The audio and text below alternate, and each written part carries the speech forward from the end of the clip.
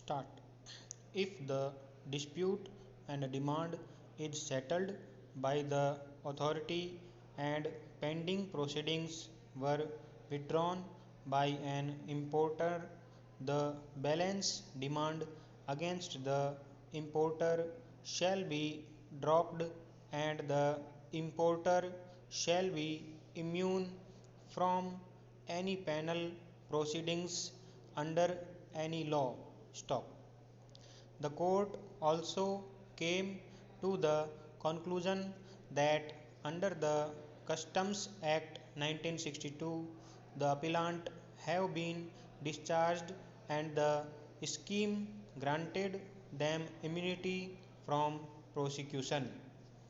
On those facts, the court held that the immunity which has been granted under the provisions of Customs Act will also extend to such offences that may prima facie be made out on identical allegation, namely evasion of customs duty and violation of any notification under the said act.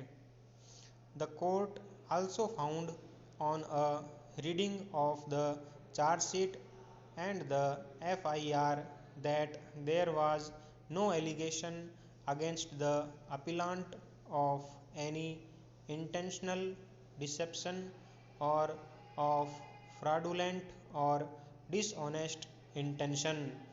On those facts, the court held that once a civil case has been compromised and the alleged offence has been compounded, the continuance of the criminal proceedings thereafter would be an abuse of the judicial process. Reliance was also placed on the judgment of this court in the case of CBI and other.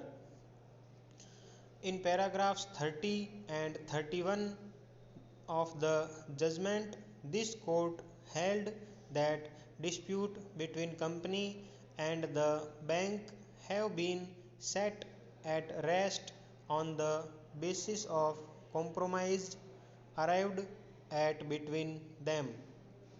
The court noted that bank does not have any claim against the company.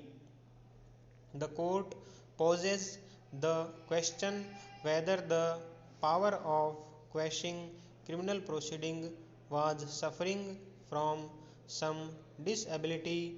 A person to represent the aforesaid category of persons is only competent to compound the offence, and in such cases the permission of the court is statutory required.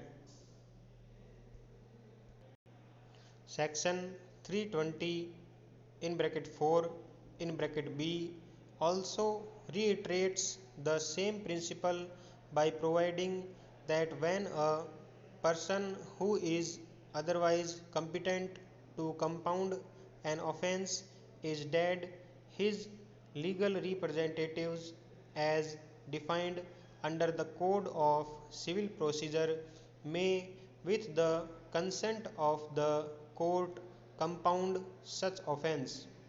Therefore, representation of the person compounding has been statutorily provided in all situations. Relying on the aforesaid clauses in section 147 of the NI Act, learned counsel for the appellant argued that a three-judge bench decision of this court in Damodar case held that in view of the clause in section 147 of NI Act,